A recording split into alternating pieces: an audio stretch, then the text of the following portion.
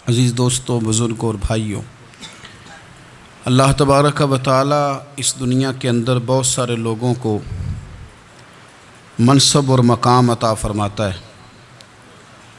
بہت سارے لوگ ایسے ہوتے ہیں جنہیں اللہ تبارک و تعالی زندگی میں بڑے بڑے مواقع عطا کرتا ہے۔ وہ چاہیں تو اس موقع سے اپنے ذاتی مفادات حاصل کریں اور چاہیں تو ان اچھے مواقع کو ملت کی، مذہب کی، قوم کی خدمت کے لیے وقف کر دیں۔ کچھ لوگ ایسے ہوتے ہیں کہ جو کسی مقصد کے حصول کی طرف سفر تو کر رہے ہوتے ہیں، لیکن اس کے پیچھے زیادہ تر ان کے ذاتی مفادات کار فرما ہوتے ہیں، اور وہ اپنے دنیاوی مقاصد کے لیے، اپنے اور اپنے خاندان کے دنیاوی فوائد کے لیے کوشش کر رہے ہوتے ہیں۔ ایسے لوگ بھی محدود رہ جاتے ہیں، ان کی سوچ بھی محدود رہ جاتی ہے، اور کئی دفعہ کچھ تھوڑی دیر کے لیے ان کے نام ابھرتے ہیں اور پھر ہمیشہ کے لیے دب جاتے ہیں۔ کچھ لوگ ایسے ہوتے ہیں جو زندگی کے اندر اللہ کے لیے، اللہ تعالیٰ کی رضا کے لیے، رسول پاک صلی اللہ تعالیٰ علیہ وسلم کی خوشنودی حاصل کرنے کے لیے، دین کی، ملت کی، ملک کی سربلندی کے لیے آگے آنا چاہتے ہیں۔ میرا رب کریم قرآن مجید سورہ حج میں ارشاد فرماتا ہے کہ الذین ان مکناہم فی الارض، کچھ لوگ ایسے ہیں کہ اگر ہم انہیں زمین میں اقتدار دیں، زمین میں اگر ہم انہیں قابو دیں تو وہ کیا کریں گے؟ اقاموا الصلاۃ و آتوا الزکوٰۃ، وہ نماز قائم کریں گے، زکوٰۃ ادا کریں گے، وامروا بالمعروف، نیکی کا حکم دیں گے، ونہوا عن المنکر، اور لوگوں کو بری باتوں سے منع کریں گے۔ وہ دینی، فکری، اصلاحی انقلاب برپا کر دیں گے، نماز کو عام کریں گے، زکوٰۃ کو عام کریں گے، بھلائی کا حکم دیں گے اور برائی سے منع کریں گے۔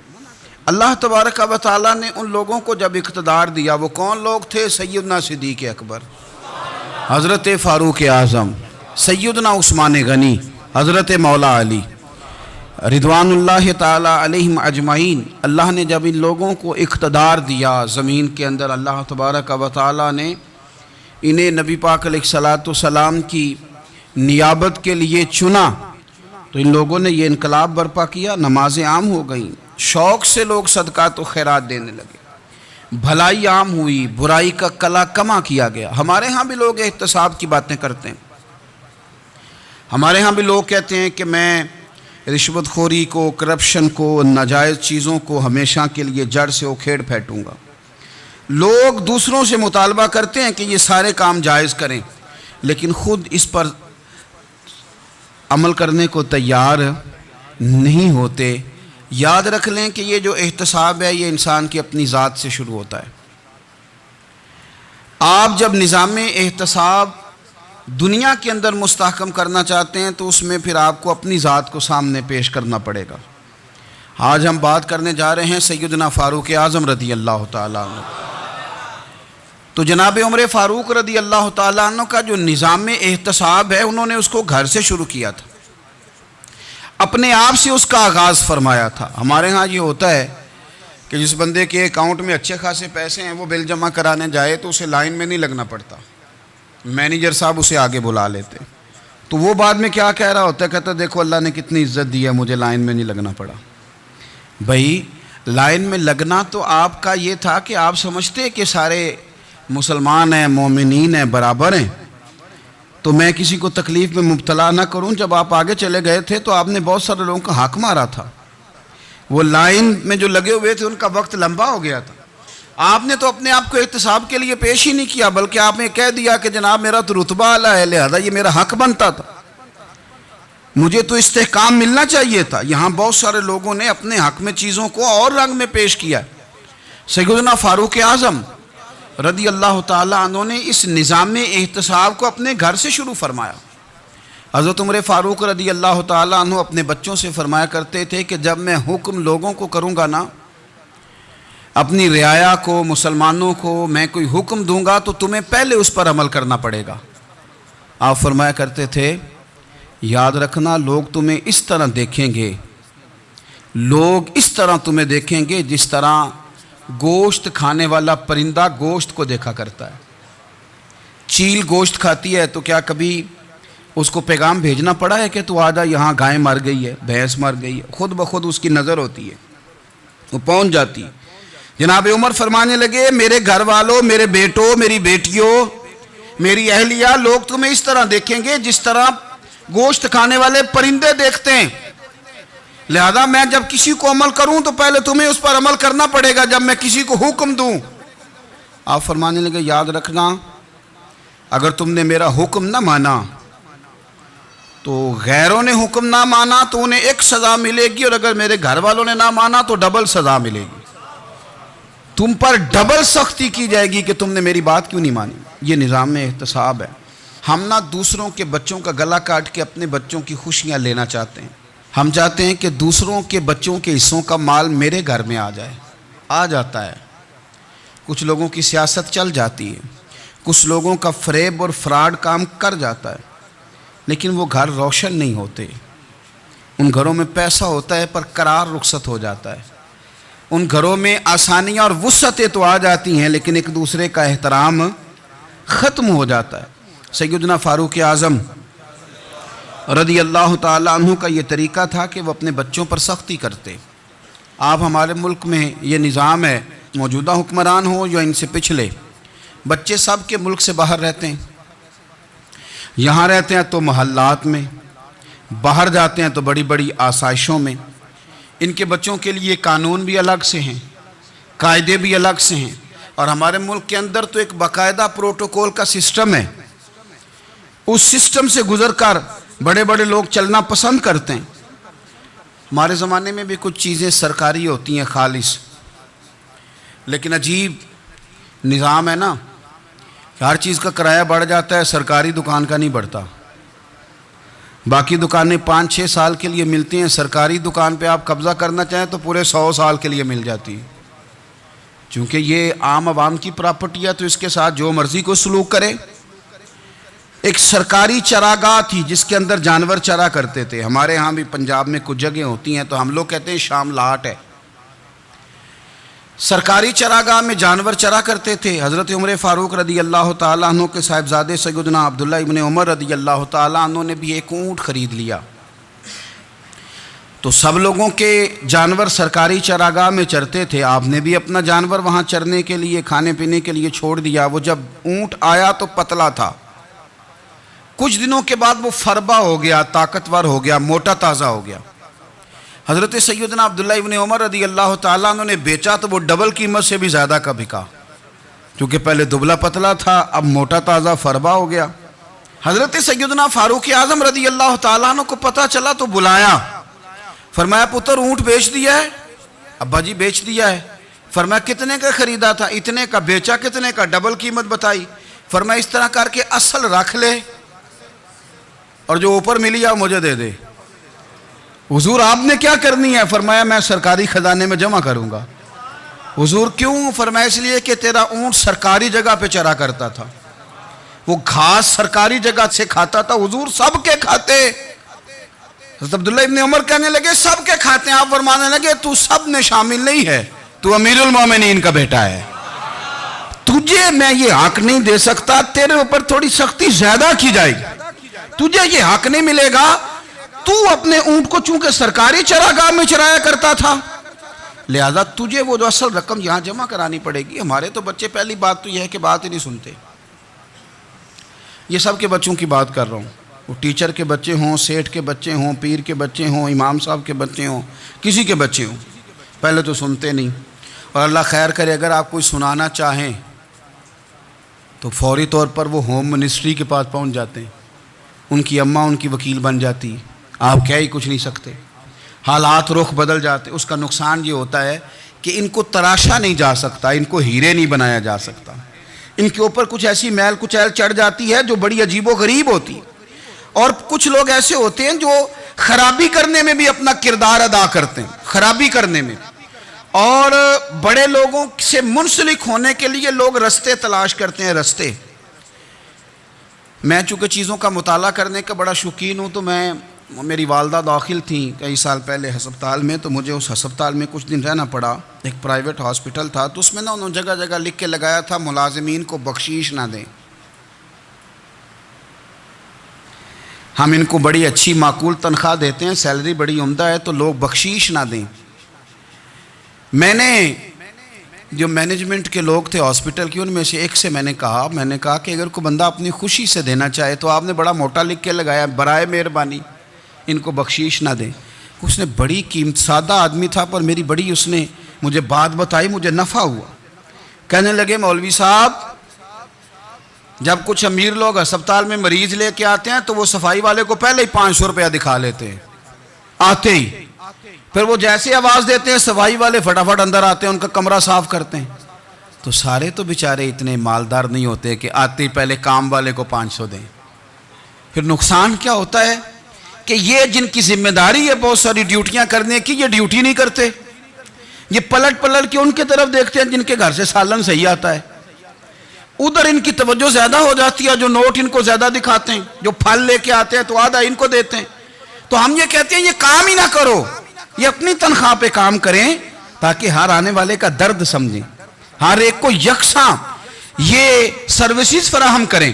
تو ہم یہ کام کرتے ہیں، ہم ایم پی اے کے اور کسی سے ہمارا تعلق نہ بنے تو ہم جناب اس کے ڈرائیور سے ہی تعلق بنا لیتے ہیں، ہم وہ جو آپریٹ کرنے والا ہوتا ہے ٹیلی فون اسی سے بڑا تعلق بناتے ہیں، اس کو مٹھائی کا ڈبہ جلدی پہنچا دیتے ہیں۔ تو اسی طرح سے بڑے لوگوں کی اولادوں کو بگاڑا جاتا ہے۔ حضرت عاصم بن عمر رضی اللہ تعالیٰ عنہ، یہ سیدنا فاروق اعظم کے بیٹے تھے، مصر گئے تو لوگوں کو پتہ چلا حضرت عمر کے بیٹے آئے، لوگوں نے تحفے دیے، بڑی بڑی چیزیں آپ کو دی، حضرت عمر کا بیٹا آیا ہے، بڑے گفٹ دیے۔ تو صاحبزادے واپس آئے تو ان کے پاس بڑے تحائف تھے، سیدنا عمر فاروق رضی اللہ تعالیٰ عنہ نے دیکھا تو فرمایا ادھر لانا تحفے۔ کہا ابا جی لوگوں نے مجھے دیے ہیں۔ فرمایا تو نے کیوں بتایا تھا کہ میں امیر المومنین کا بیٹا ہوں؟ کہا حضور ان کو ویسے ہی پتہ چل گیا۔ فرمانے لگے پتر یہ تحفے تمہیں اس لیے ملے ہیں کہ تم امیر کے بیٹے ہو، یہ تحفے تمہارا حق نہیں، چونکہ تمہیں اس کرسی کی وجہ سے ملے ہیں اور یہ کرسی مسلمانوں کی ہے، لہذا یہ حق بھی مسلمانوں کا ہی ہے، یہ لا سارے مال غنیمت میں جمع کیے جائیں گے۔ آپ اپنے گھر سے جب احتساب شروع کرتے ہیں، اپنے گھر سے، اور یہ یاد رکھیں یہ جو لوگ آتے ہیں آپ کے بچوں کو نوازنے کے لیے، یہ انہیں خراب کرتے ہیں، بگاڑ پیدا کرتے ہیں، یہ عجیب و غریب سی چیزوں میں مبتلا کر دیتے ہیں، بچوں کا نقصان ہوتا ہے کل کلام۔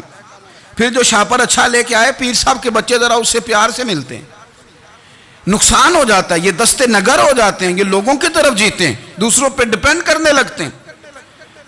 حضرت ابو موسیٰ اشعری رضی اللہ تعالیٰ عنہ نے پہلے تو ایک قلین بڑا سونا تھا، تو آپ نے حضرت عمر کے گھر بھیج دیا کہ چلو ان کے گھر میں ان کی اہلیہ بچھا لیں گی، کہیں سے تحفہ آیا۔ پھر وہ جس کمرے میں مال غنیمت اور خزانہ رکھا جاتا تھا اس کی صفائی کر رہے تھے تو ایک دینار مل گیا، تو وہ دینار بچے سارے جا رہے تھے، تو ان میں سے حضرت عمر کے ایک بیٹے کو چھوٹے کو بلایا اور بلا کے کہا پتر یہ دینار لے لو۔ حضرت عمر نے دیکھا کہ بیٹے کے ہاتھ میں دینار بھی ہے اور گھر میں قالین بھی ہے، ایک موقع پہ وہ قالین گیا، ایک موقع پر بچے کو ایک دینار دیا، تو حضرت عمر اپنی اہلیہ سے پوچھنے لگے یہ کہاں سے آیا قالین؟ کہا جناب ابو موسیٰ اشعری رضی اللہ تعالیٰ عنہ نے بھیجا ہے۔ بیٹے سے پوچھا دینار کہاں سے آیا؟ کہا مجھے انہوں نے ہی دیا ہے۔ آپ نے وہ دینار بھی لیا اور قالین بھی لیا اور اس کو لپیٹا، اور جناب ابو موسیٰ اشعری کو بلایا اور اتنے سخت ناراض تھے، فرمانے لگے ابو موسیٰ اشعری سے کہنا میرے پاس پیدل آئے، گھوڑے پہ نہ آئے۔ اور جب آئے حضرت ابو موسیٰ اشعری تو جناب عمر اتنے ناراض ہوئے کہ وہ قالین لپیٹ کے تو ان کے سر پہ مار دیا۔ فرمانے لگے پکڑو اپنا دینار، تمہیں پورے مدینے میں میرے بیٹے کے علاوہ کوئی اور نہیں ملے تھا جسے تم خراب کر سکو، میرا پتر ہی ملا تھا بگاڑنے کی، کس نے اجازت دی تم میرے بیٹے کو دینار دو؟ کیوں لائے تم میرے گھر میں قالین؟ حضرت عمر فاروق رضی اللہ تعالیٰ عنہ فرمانے لگے میں زمین پہ سونے کا عادی ہوں، زمین چٹیل بھی ہو تو رب کا بندہ بن کے سوتا ہوں تو اللہ مجھے آرام اور سکون کی نیند عطا فرما دیتا ہے، مجھے تمہارے مخملوں کی اور قالینوں کی ضرورت نہیں ہے۔ احتساب یہاں سے شروع ہوتا ہے بھائی، یہاں ہم نہ اپنے گھر میں بیٹھ کے مایوس باتیں کرتے ہیں، اور فلانے کے بچے کہاں پہنچ گئے، فلانے کے بعد بڑا پیسہ آ گیا، میں کچے مکان میں رہوں، میں یہ کروں، دیکھو مجھے نہیں سہولی۔ یہ تو آپ مایوسی والی باتیں کر رہے ہیں، یہ تو آپ کمزور باتیں کر رہے ہیں۔ یہ تو اس طرح کی باتیں تو ہارے ہوئے لوگ کرتے ہیں۔ اس طرح کا لب و لہجہ تو ان لوگوں کا ہوتا ہے جو احساس کمتری کا شکار ہوتے ہیں۔ یہ آپ نے کس طرح کا لب و لہجہ، اور اپنے بچوں کو آپ بھکاری بنا رہے ہیں تاکہ دوسروں کو دیکھیں تو مایوس ہو جائیں۔ اٹھ باندھ کمر کیوں ڈرتا ہے، پھر دیکھو خدا کیا کرتا ہے۔ آپ کا جو احساس ہے وہ اتنا خوبصورت ہو، آپ کے لہجے کے اندر اس قدر ٹھہراؤ ہو، آپ کو اطمینان آ چکا ہو، اور آپ کے بچے کبھی بھی کمپیریزن نہ کریں اپنا کسی کے ساتھ، کبھی بھی انہیں کرنے نہ دیں۔ آپ کبھی بھی وہ کبھی یہ بات نہ کریں کہ فلانے زیادہ اچھا کھاتے پیتے ہیں تو ہم کدھر ہیں، کرنے نہ دیں انہیں بتائیں کہ بیٹا اپنی مٹی پہ چلنے کا سلیقہ سیکھو، سنگ مرمر پہ چلو گے تو پھسل جاؤ گے۔ ان کو بتائیں کہ جو تمہارے پاس ہے یہ خدا کا عطیہ ہے، اسی پر تم نے قناعت کرنی کبھی بھی۔ حضرت زید بن حارثہ سے نبی پاک صلی اللہ علیہ وسلم کو بڑا پیار تھا، پھر ان کے بیٹے حضور کے غلام زادے حضرت اسامہ بن زید کے ساتھ بھی حضور بڑا پیار کرتے، لیکن یہ تو مسلمہ حقیقت ہے نا کہ عظمت اور شان تو سیدنا فاروق اعظم کی زیادہ ہے۔ امت کا اتفاق ہے کہ نبیوں کے بعد سب سے بڑا درجہ جناب صدیق اکبر کا، اور پھر اللہ نے مقام عطا کیا حضرت فاروق اعظم کو۔ یہ بڑے لوگ تھے۔ ایک دفعہ مال تقسیم ہو رہا تھا تو حضرت عمر رضی اللہ تعالیٰ عنہ نے حضرت اسامہ بن زید کو 4000 دینار دیے، اور اپنے بیٹے عبداللہ ابن عمر کو 3000 دینار دیے۔ تو حضرت عبداللہ ابن عمر گھر جا کے کہنے لگے، ابا جی اسامہ میں وہ کون سی خوبی ہے جو میرے اندر نہیں، اور اسامہ کے باپ میں وہ کون سی خوبی ہے جو آپ کے اندر نہیں۔ تو حضرت عمر کی عاجزی دیکھیے، حالانکہ بالاتفاق دنیا جانتی ہے کہ جناب عمر فاروق رضی اللہ تعالیٰ عنہ افضل ہیں، پھر بھی پتہ اپنے بیٹے سے کیا کہتے ہیں، فرماتے ہیں او سن یار، وہ خدمت گزار ہیں نبی پاک کے، وہ بھی حضور کے گھر میں ڈیوٹی کرتے، نوکری کرتے، اور ان کے بیٹے بھی حضور کی نوکری کرتے، یہ خدمت گزار ہیں۔ فرمانے لگے اگر تو نے پوچھ لیا تو سن، پھر میری تو رائے یہ ہے کہ تیرے سے زیادہ اسامہ بن زید حضور کی نظر میں پیارے ہیں، اور اسامہ کا باپ تیرے باپ سے زیادہ نبی پاک کا پیارا ہے۔ کوئی کمپیریزن کرنے نہیں دیا، بچوں کو کسی ایسی جگہ کھڑے ہونے نہیں دیا۔ فرمایا یہ وجہ ہے، یہ انداز ہے کہ تو زیادہ پیارا ہے۔ حضرت عمر فاروق رضی اللہ تعالیٰ عنہ پسند نہیں کرتے تھے، ذرا برابر بھی پسند نہیں کرتے تھے کہ کوئی شخص اور مال آتا تو اپنے رشتہ داروں کو نوازنے سے بچتے۔ مال غنیمت آتا ہے نا، ہمارے ہاں تو اللہ خیر کرے جب کوئی بندہ کونسلر بنتا ہے، چیئرمین بنتا ہے، تو ٹھیکہ کس کو دیتا ہے؟ کوئی چلو بھتیجا مل جائے، کوئی بھانجا مل جائے، کوئی چھوٹا بھائی، اسے بھی کام مل جاتا ہے ساتھ۔ نوازنے پہ لوگ آتے ہیں تو وہ تلاش کرتے ہیں کہ کہاں کہاں کو میرا ہے، وہ ٹینڈر ہی ان کے نام کے پاس ہوتے ہیں جن کی طرف ذرا نظر کرم زیادہ ہوتی۔ حضرت عمر فاروق مال تقسیم کر رہے تھے تو بیٹی آگے کہنے لگی، ابا جی رشتہ داروں کا بھی حق ہوتا ہے، آپ سب کو دیتے ہیں، آپ کے اپنے آپ کے قریب ہی نہیں آتے۔ تو حضرت عمر فاروق نے کیا لفظ کہے، کیا حقیقت ہے، کیا حسن ہے۔ فرمانے لگے پتر یہ مال تیرے باپ کا نہیں مسلمانوں کا ہے، جب تیرے باپ کا ذاتی مال ہوگا تو اپنے رشتہ داروں کو دے گا، یہ مسلمانوں کا مال ہے، یہ اسی حساب سے تقسیم ہوگا جو عدل کا حساب ہے، جو ترازو ٹھیک ہے۔ فرمایا تو مجھے یہ مشورہ نہ دے، یہ مسلمانوں کا مال۔ یہاں سے نظام احتساب شروع ہوتا ہے، یہاں سے انسان آگے بڑھتا ہے، اور پھر کوئی تکلف نہیں کسی پر حضرت عمر کا، کوئی چھوٹا ہے یا بڑا ہے۔ حضرت ابو سفیان رضی اللہ تعالیٰ عنہ سردار رہ چکے ہیں مکے کے، بڑے آدمی، لیکن نظام احتساب میں کوئی چھوٹا بڑا نہیں ہوتا۔ حضرت عمر فاروق مکہ مکرمہ گئے تو لوگوں نے کہا حضور جناب ابو سفیان نے نا گلی میں پتھر رکھے، اور بہت سارے لوگوں کو رستوں میں تکلیف ہو رہی ہے۔ تو حضرت ابو سفیان رضی اللہ تعالیٰ عنہ سے بھی لوگ کہہ دیتے تو وہ بھی اٹھا دیتے، لیکن لوگوں نے چونکہ وہ سردار تھے، بڑے تھے، تو لوگوں نے ان سے کہا نہیں۔ حضرت عمر جب آئے تو کہا تو جناب عمر نے پرواہ نہیں کی، خود آئے جناب ابو سفیان سے کہا یہ پتھر آپ نے رکھے؟ کہا حضور ہاں۔ فرمایا یہ بھی اٹھائیے، یہ بھی اٹھائیے، یہ بھی اٹھائیے۔ جب وہ اٹھا رہے تھے تو حضرت عمر کہہ رہے تھے شکر نہیں اللہ کا کہ عمر کہہ رہے ہیں اور ابو سفیان مانتے جا رہے ہیں. شکر نہیں. یہ نظام احتساب ہے کہ بڑا ہو یا چھوٹا ہو اس کو یہ حق حاصل نہیں ہے کہ مسلمانوں کو وہ کسی تکلیف میں کسی بھی صورت میں مبتلا کرے, کہیں بھی کسی جگہ بھی, اس کو یہ والی اجازت نہیں. حضرت سیدنا عمر فاروق رضی اللہ تعالی عنہ. پھر ایک اور بات تھی, میں کئی دفعہ یہ بات کہتا ہوں اور مجھے ذاتی طور پر اس کا بڑا تجربہ ہے. کچھ لوگ نا خوشامد پسند ہو جاتے ہیں, بڑی عمدہ تعریف کرتے ہیں, اوئے ہوئے ہو پول باندھتے ہیں پورے. آپ کے پاس آئیں گے تو کہیں گے جناب آپ سے زیادہ اچھا بندہ ہی کوئی نہیں. تو وہ نا آپ سے کام نکلواتے ہیں, پھر وہ کسی دوسرے کے پاس جاتے ہیں تو اسی طرح کا رویہ وہ دوسروں کے ساتھ کرتے ہیں. یہ عام لوگوں میں بھی مرض ہوتا ہے, عام لوگوں میں بھی. اور بادشاہ ہو بندہ اگر, پھر تو اس کا دل کرتا ہے میں اگر بادشاہ سلام ہوں تو دو چار بندے دیہڑی پہ رکھ لوں پر میری تعریف ضرور کریں. پابندی ہوتی ہے, لوگ یہ کام بڑے شوق سے کرتے ہیں. اور شیخ سعدی فرمایا کرتے تھے لکڑی کو گھن کھا جاتی ہے اور بڑے لوگوں کو خوشامد کھا جاتی ہے خوشامد. حضرت عمر فاروق رضی اللہ تعالیٰ عنہ اس معاملے میں بھی بڑے مضبوط تھے. ویسے مجھے اور آپ کو اچھا کون لگتا ہے؟ ہماری غلطیاں بتانے والا. ہمارے ایسا فرمایا کرتے تھے اپنے دشمنوں کی باتوں پر بھی غور رکھو, تمہارے دشمن تمہیں نکھار دیتے ہیں. تمہارے اندر جو کوتاہیاں ہوتی ہیں وہ تمہیں پتہ چل جاتی ہیں کہ یہاں میری اصلاح ہو رہی. ان پر غور کرو وہ کیا کہتے ہیں. حضرت عمر فاروق کی تعریف کی ایک بندے نے, کمال تعریف کی. وہ اس کا خیال تھا کہ رزلٹ بڑا شاندار آئے گا. بادشاہ کی تعریف ہوتی تھی تو پھر تھیلی جاتی تھی اشرفیوں کی, کمال رزلٹ آئے گا. تو حضرت عمر جب وہ پوری کر چکا نا بات تو فرمانے لگے تو خود بھی ہلاک ہوا اور مجھے بھی ہلاک ہی کر دیا ہے. خود بھی تباہ ہوا ہے, مجھے بھی تباہ کر دیا. کس طرح کی باتیں کر رہا ہے. ایک بندہ اور آیا اور اس نے آ کے کہا کہ پوری امت میں سب سے افضل ہے فاروق اعظم آپ ہی ہیں. تو حضرت عمر فاروق فرمانے لگے تجھے تیری ماں روئے, ابو بکر تجھ سے بھی افضل تھے, تیرے باپ سے بھی افضل تھے, اور صدیق اکبر مجھ سے بھی افضل ہیں اور میرے باپ سے بھی افضل ہیں. یہ تو کس طرح کی بات کر رہا ہے.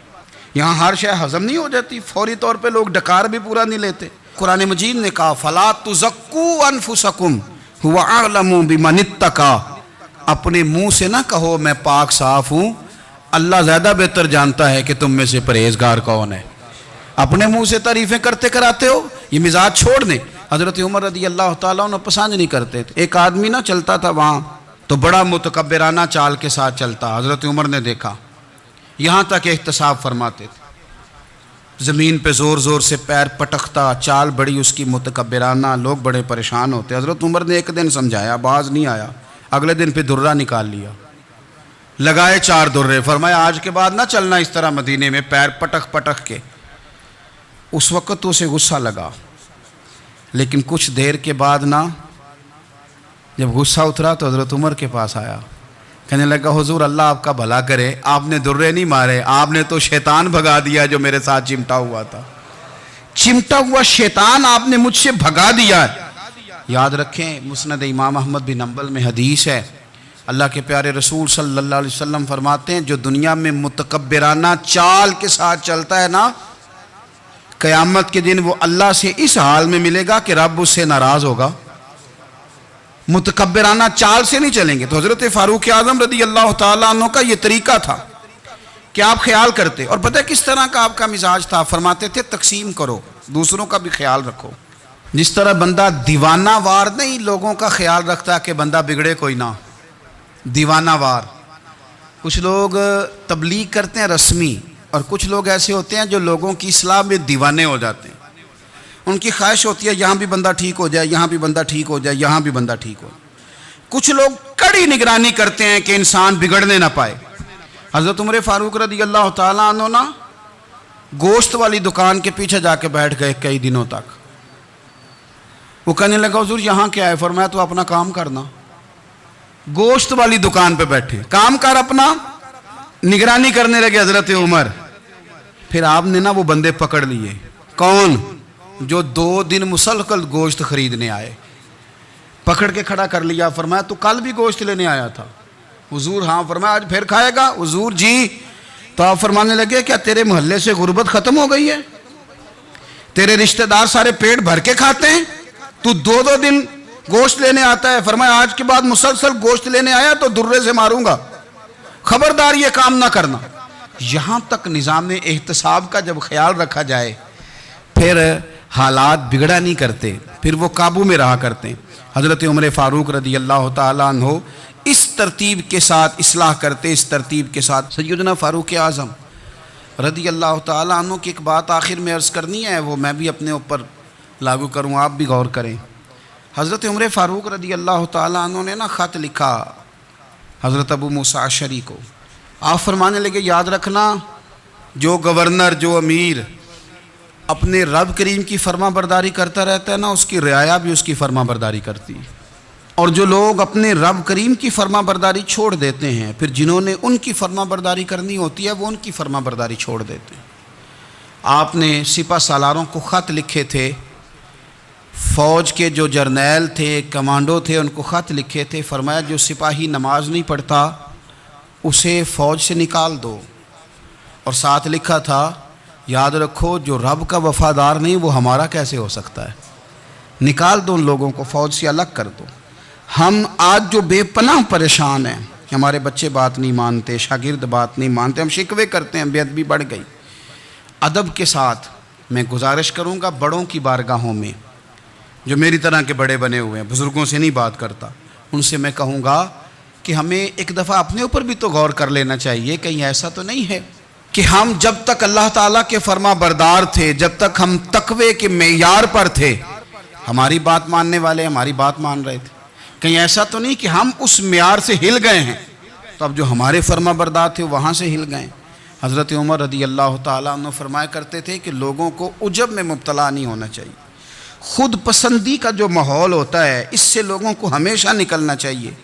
حضرت عمر کے ایک صاحبزادے نے کنگھی کر لی، اچھا لباس پہن لیا تو درہ مارا جناب عمر نے، تو آپ کی بیٹی کہنے لگی ابا یہ تو بالکل جائز ہے، اچھے کپڑے پہننا، اچھا لباس پہننا اور سر میں کنگھی کر لینا، اس پر درہ کیوں مار دیا؟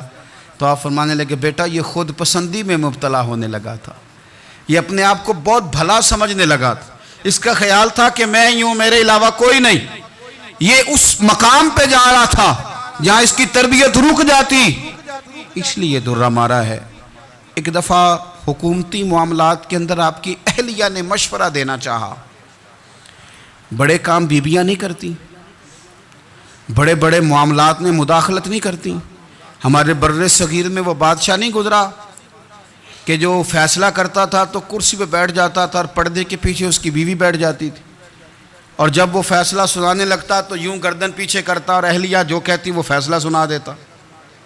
لیکن ایک دفعہ خاتون نے ایک آدمی کو حضرت عمر نے معزول کیا تو آپ کی اہلیہ نے، اس آدمی کی اہلیہ حضرت عمر کی اہلیہ سے ملی ہوں گی، تو خاتون نے ذرا سفارش کرنی چاہی، تو جناب عمر فاروق رضی اللہ تعالیٰ عنہ کے ہاتھ میں عصا تھا، ڈنڈا تھا، 2-3 دفعہ زمین پہ مارا، فرمایا تمہیں کس نے اجازت دی ہے حکومتی معاملات میں مشورہ دینے کی؟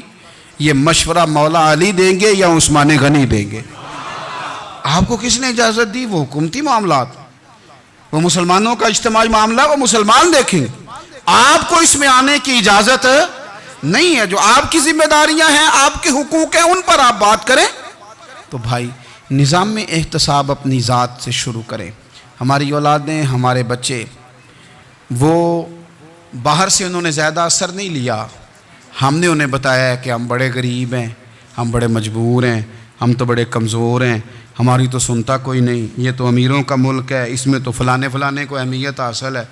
ان باتوں نے ہمارے بچوں کو کمزور کیا ہے، ان باتوں نے ہمارے بچوں کے دلوں میں احساس کمزوری پیدا کیا ہے۔ آپ ان کو جینا سکھائیں، آپ ان لوگوں کو بتلائیں کہ رب کریم نے جو تمہارے لیے بہتر سمجھا وہ تمہیں اپنے فضل سے بڑا عطا فرمایا ہے۔ آپ ان کو ان کے مقام پر رہ کر خوددار اور قناعت پسند ہونا سکھائیں، آپ یقین کریں گھر امن والا بن جائے گا۔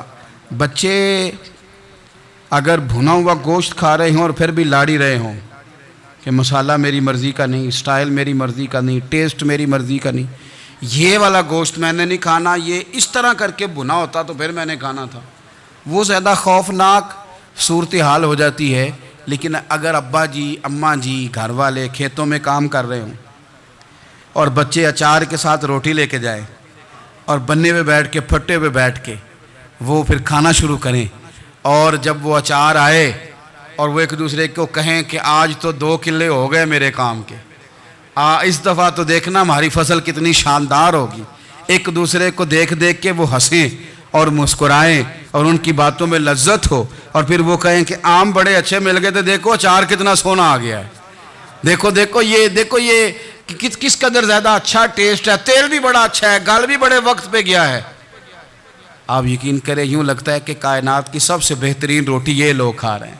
یہ سوچ حضرت عمر نے ہمیں دی ہے، یہ فکر جناب عمر نے ہم تک پہنچائی ہے۔ اللہ ہمیں سمجھنے کی توفیق عطا فرمائے۔ آخر دعوایا ان الحمدللہ رب العالمین۔